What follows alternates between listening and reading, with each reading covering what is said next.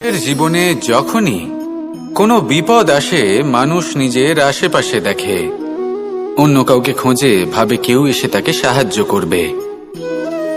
সে আশা করে যে কোনো ব্যক্তি এসে তার হাত ধরবে আর সেই বিপদ থেকে তাকে মুক্তি দেবে। কিন্তু প্রকৃতি আমাদের এই শিক্ষা দেয় না।